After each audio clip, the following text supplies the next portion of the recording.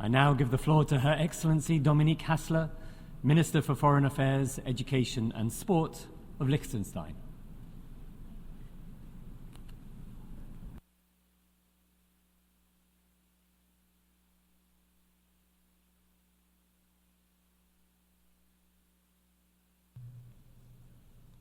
Mr. President, the UN is a special meeting place for all countries. This is what our head of state said in his very first speech at the UN General Assembly when Liechtenstein became a member 34 years ago. It is a singular forum where not only countries come together, but peoples. I was very young then, just about to enter high school, but I remember vividly the sense of significance that prevailed among us back in 1990. The wish to safeguard our sovereignty was a key incentive for us, a theme that resonates so strongly among many, many small states today. We have never seen membership as just an end in itself.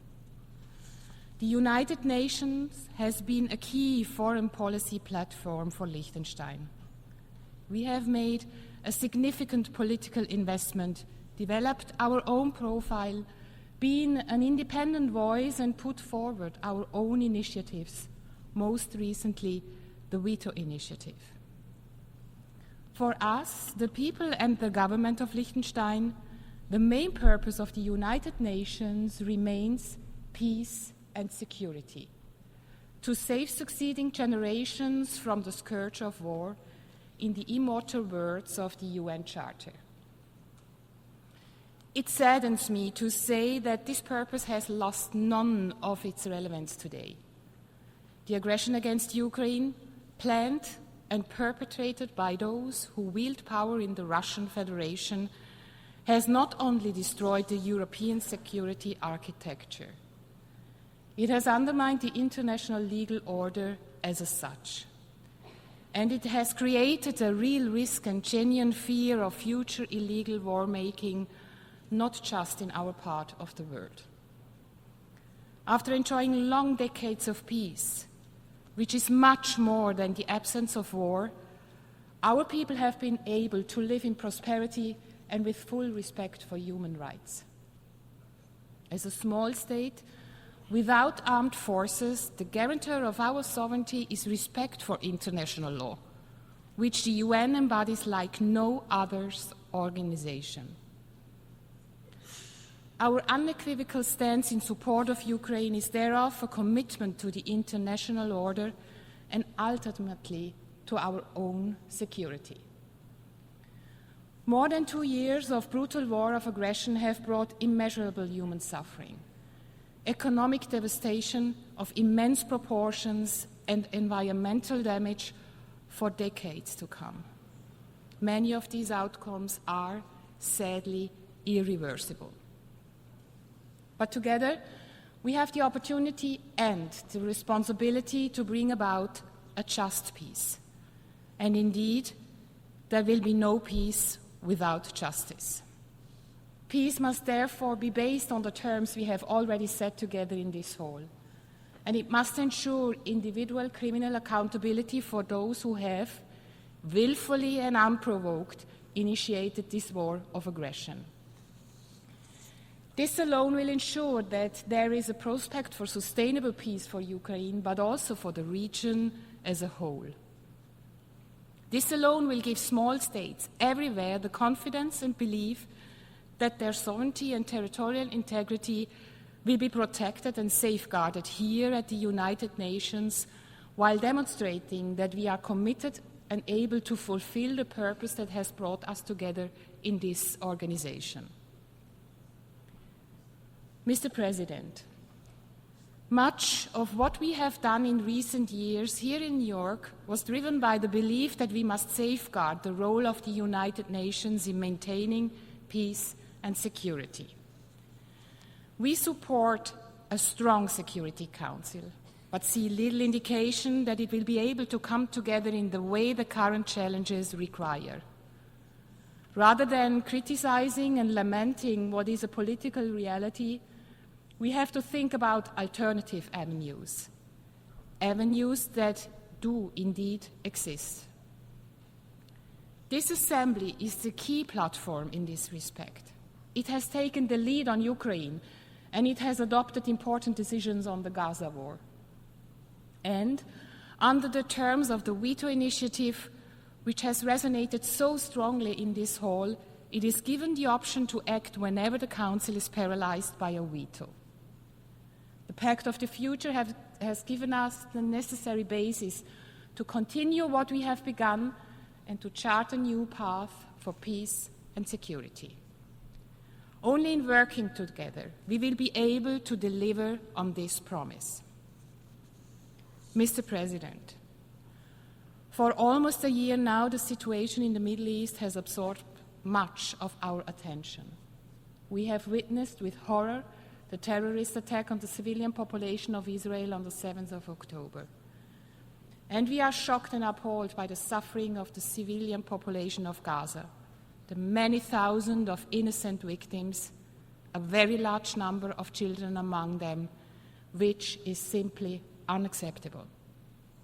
The protection of civilians is a key priority on the agenda of the United Nations.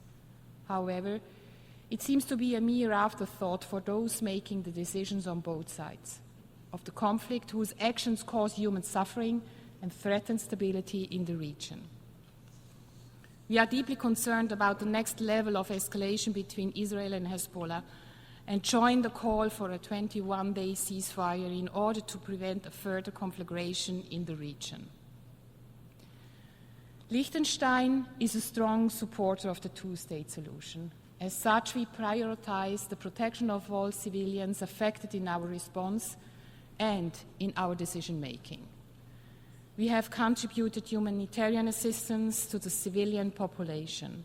We have called for the full respect for international humanitarian law by all, and with that I call, again, for the immediate and unconditional release of all hostages. We support the efforts by the International Criminal Court to investigate according to its mandate. The two-state solution, which enjoys overwhelming support among all of us in this hall, was decided by this very assembly many decades ago. There is no other conflict where the United Nations has a clearer and longer-lasting responsibility. The end of the war in Gaza will only be one step in the long and difficult path to a two-state solution that allows Israel and Palestine to live together in peace and security in line with the right of self-determination of all peoples. Knowing that this will take time, it is even more important that all actors stop escalating the conflict further and that the human suffering ends today. The UN and each single member state need to live up to the goal we have set ourselves many years ago and bring this conflict to an end. Mr. President, the sovereign equality of all countries and respect for international law are key for all UN members to thrive, but for smaller ones, even more so. It is no surprise then that in this building, my country is known in particular for our clear and consistent stance in support of the rule of law. We are proud of the work we have done on international law. And it is a commitment we are determined to continue, especially as there is no doubt that international law is under attack from more sides and in more ways than ever before. Today, I call on you. I call on all of us to face this challenge as an opportunity, to come together and unite in a way that brings together all who need international law upheld for their survival and prosperity. All of whose best and sometimes only defense is that the rules governing the contact between states since 1945 are actually enforced. All of us who are willing to stand up for each other, driven by both solidarity and enlightened self-interest.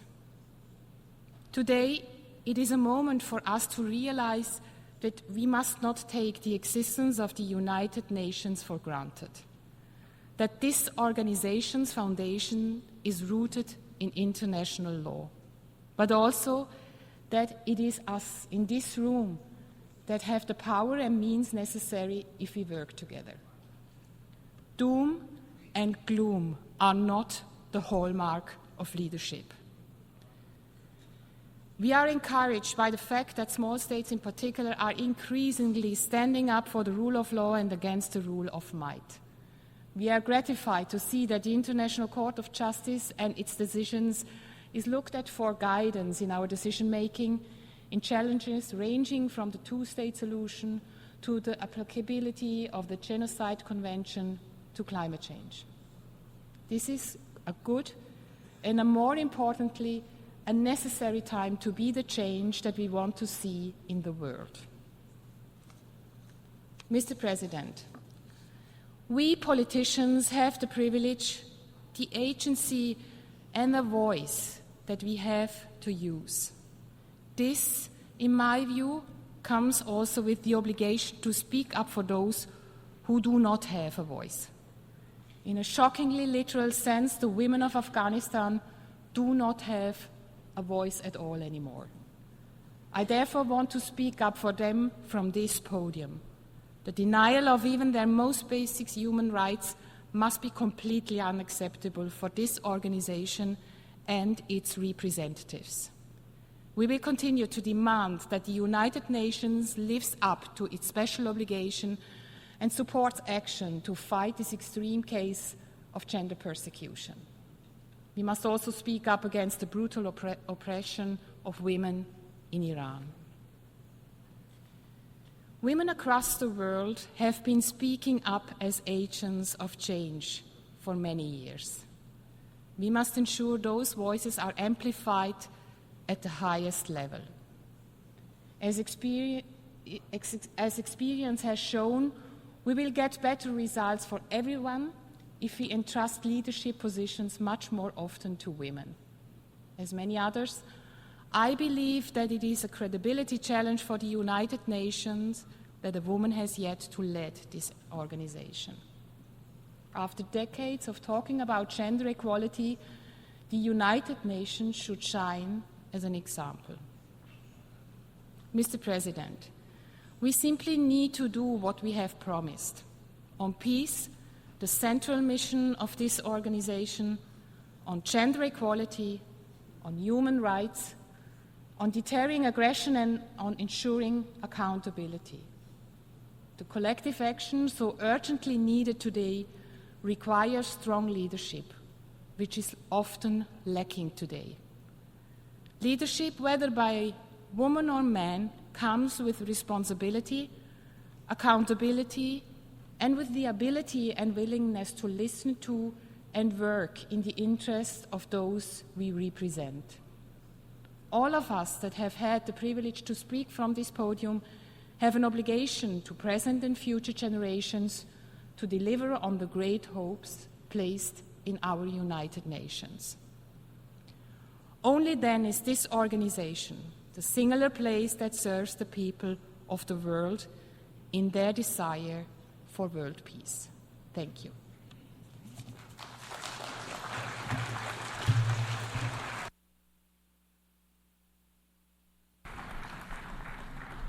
I thank the Minister for Foreign Affairs, Education and Sport of Liechtenstein.